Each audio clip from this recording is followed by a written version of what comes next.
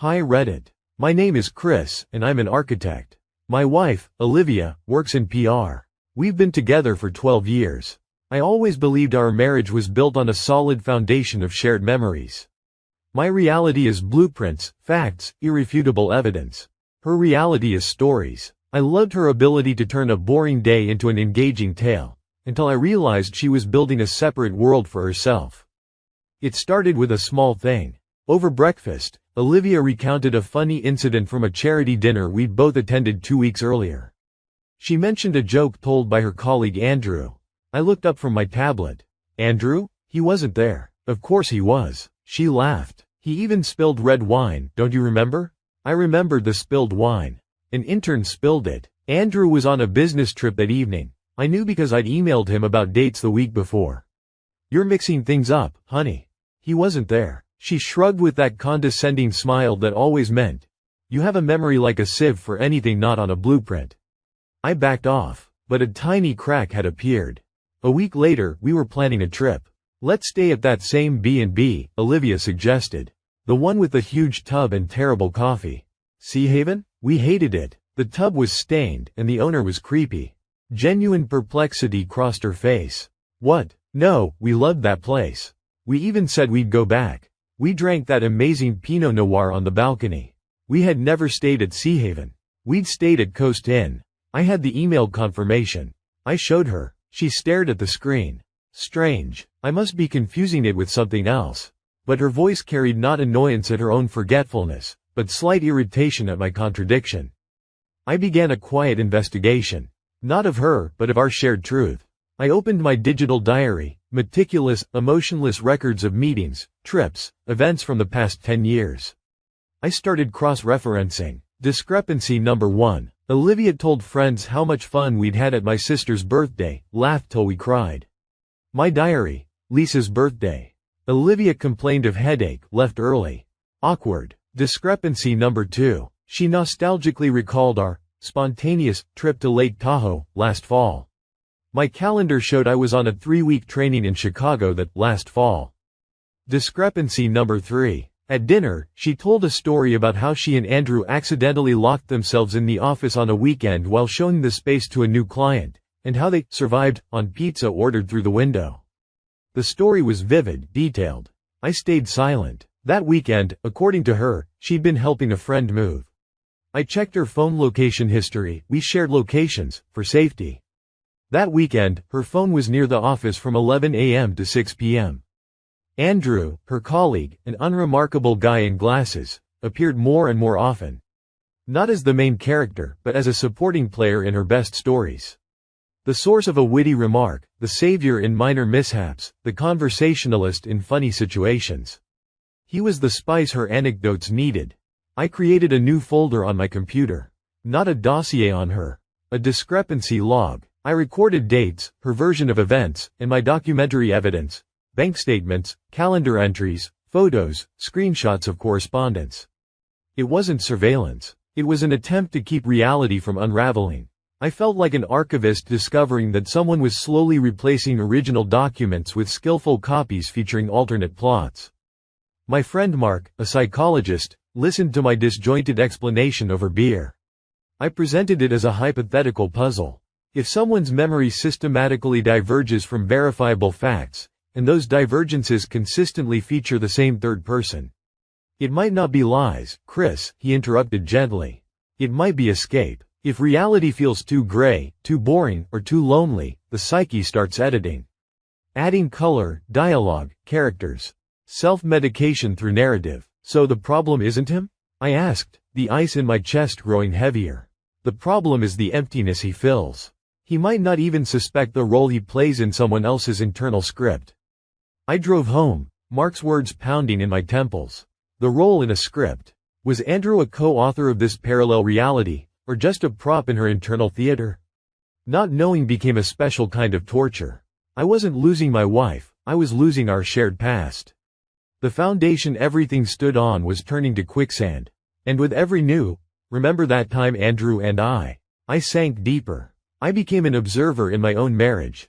Olivia lived in 2 places, our quiet, predictable reality and the vibrant, saturated world of her narratives where Andrew was a permanent resident. I listened to her stories about work, and now I heard not events but plots. A mundane meeting transformed into a comedy sketch with Andrew's punchlines. A boring conference trip became an adventure with minor mishaps they overcame together. I stopped asking, "Are you cheating on me?" The question felt primitive, almost irrelevant. Instead, I was tormented by another. Which of these olives is real? The one sharing the boring facts of our daily life, or the one laughing and debating with Andrew in the parallel universe of her invention? My discrepancy log grew. I discovered she had two sets of memories for the same periods of our lives. The version for me, flat as a technical report. The version emerging in phone calls with friends or in thoughtful half-phrases, three-dimensional, emotional, with dramatic twists. And in this second version, often echoed, Andrew once said, or Andrew and I once. I took a desperate step, to physically see the stage of this second world. On a Thursday, saying I'd be late at work, I went to her office building. I stood in the shadow across from the glass skyscraper, feeling not like a jealous husband but an anthropologist studying a tribe. At 5:45 p.m., she emerged surrounded by colleagues. Among them was him, tall, glasses, those ridiculous patterned socks she'd once described with a smirk. They walked, animatedly talking. He gestured wildly, and she laughed, that light, carefree laugh which, I realized bitterly, had long been absent from our home. They didn't hold hands, didn't hug. There was distance between them, but it was filled with energy, with shared rhythm. They reached the corner, the rest of the group peeled off, and they continued walking together, deep in conversation. That walk saved my sanity, the words from that message echoed. I watched them recede and understood. This was it. Not a kiss in a doorway, not a secret rendezvous. This was it, normal, ordinary, human connection.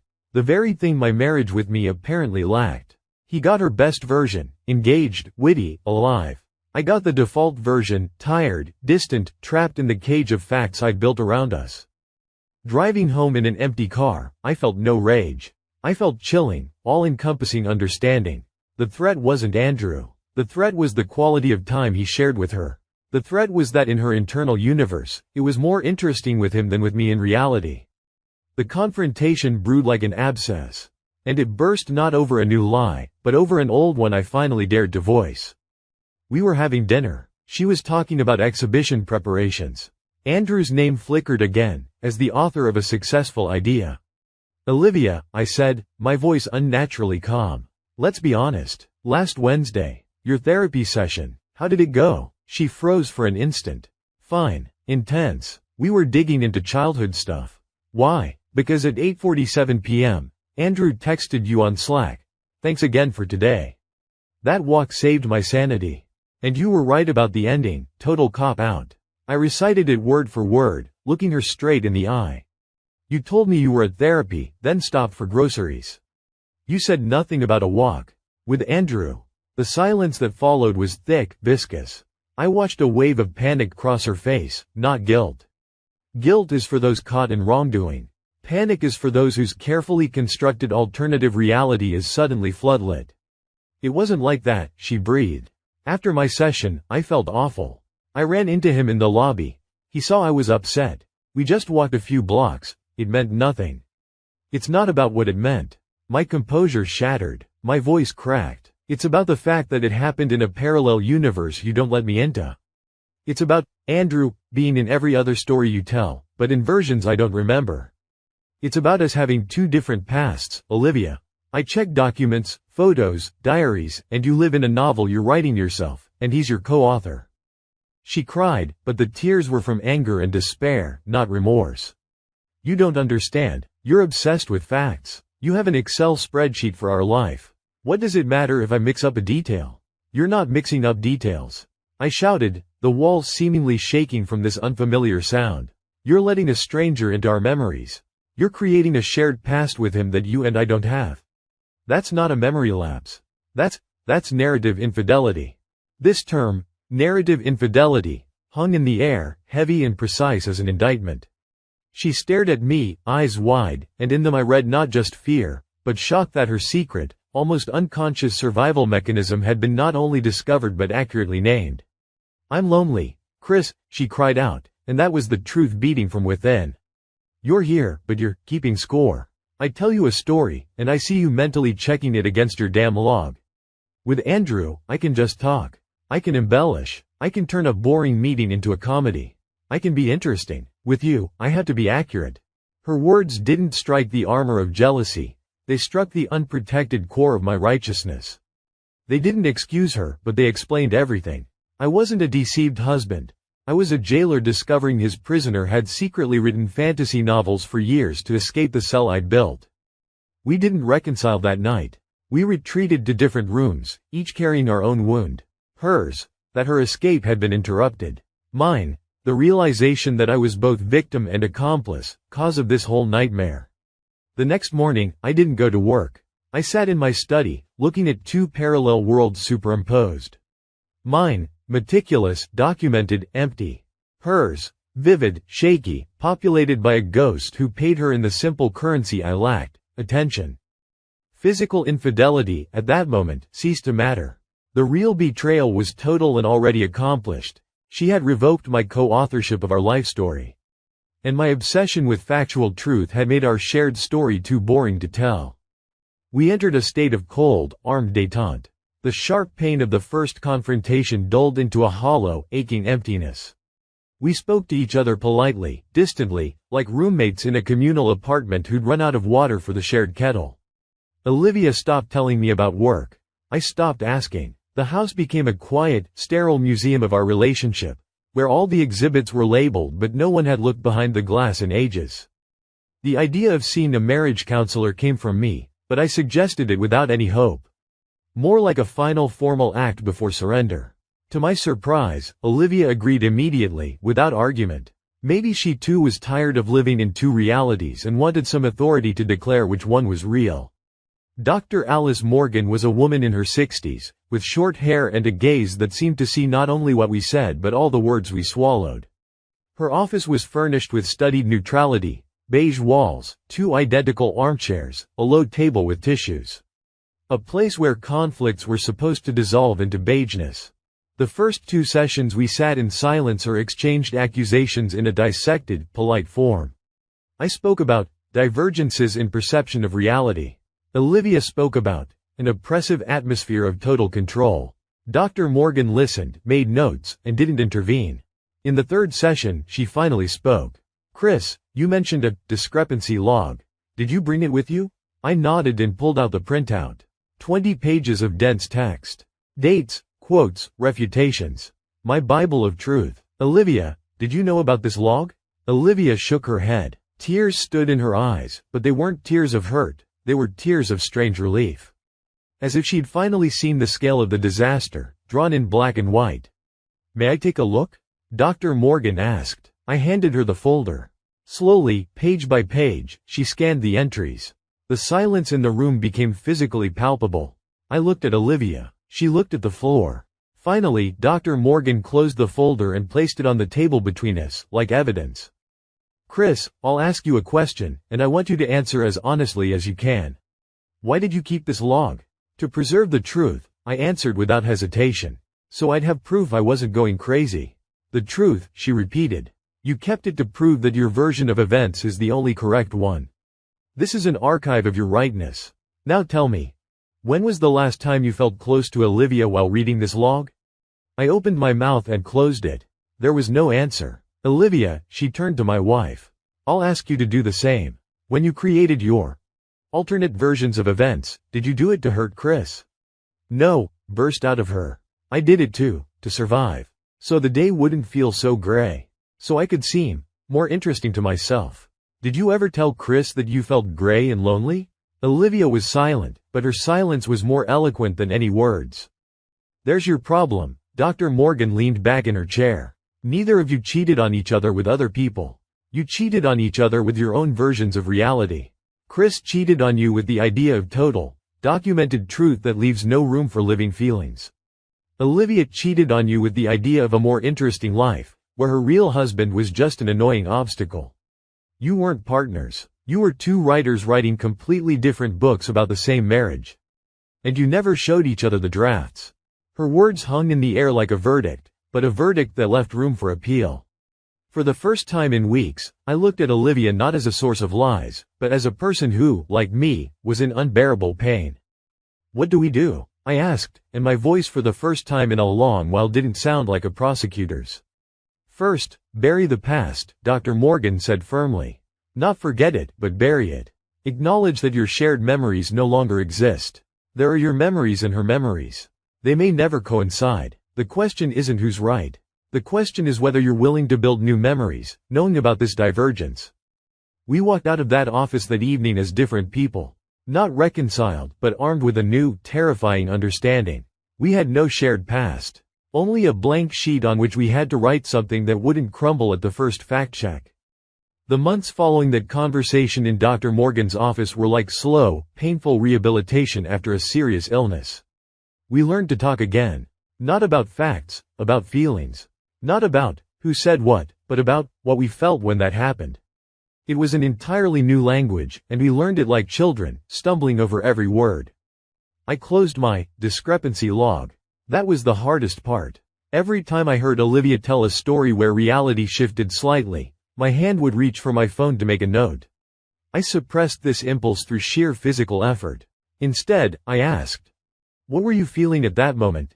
and tried to listen not to the words, but to what lay beneath them. Olivia stopped seeing me as a prosecutor.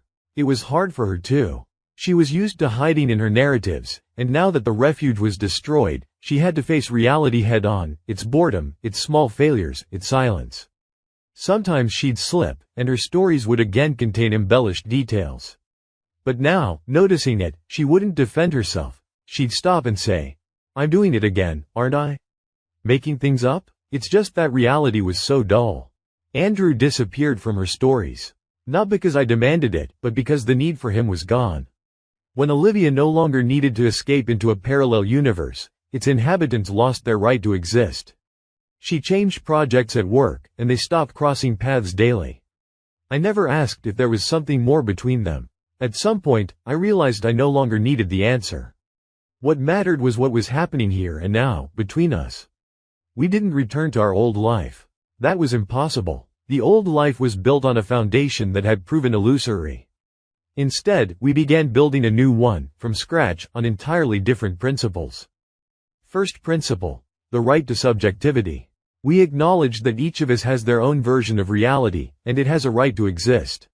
My truth doesn't invalidate her truth. Her truth doesn't disprove mine.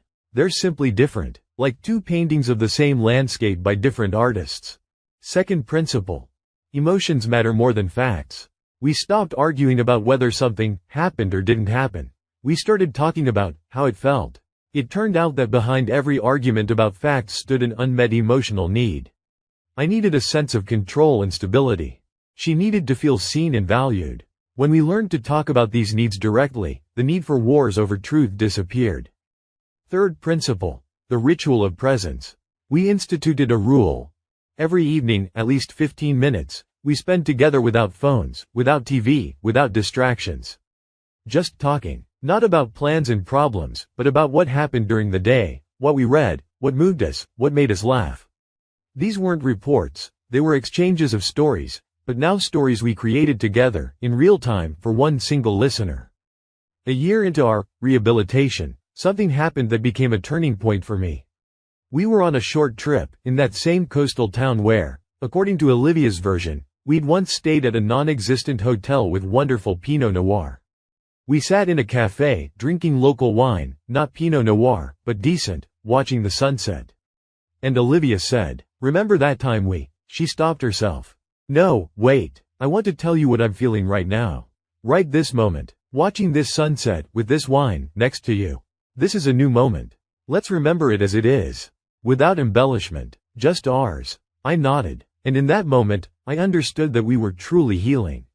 Not because we'd forgotten the past, but because we'd stopped living in it. We'd stopped being keepers of archives and become architects of the present. Now, when I look at blueprints in my studio, I see them differently. Before, I sought the single correct solution, the ideal construction that would stand for centuries. Now I understand that architecture isn't about stasis. It's about how people will move through the space, how light will fall on the walls, how feelings will change over time. It's about life, not eternity. Our marriage has become that kind of space. Not perfect, not eternal, not documented in every detail. Alive. Sometimes it rains inside it, sometimes the sun shines, sometimes there are small breakdowns we fix together. And most importantly, we inhabit it. Not in parallel universes, not in archives of the past, not in fantasies of a better life. But here and now, in a reality we create for each other every day. The past no longer divides us. We've let it go. Ahead lies only what we'll write together, starting from this moment.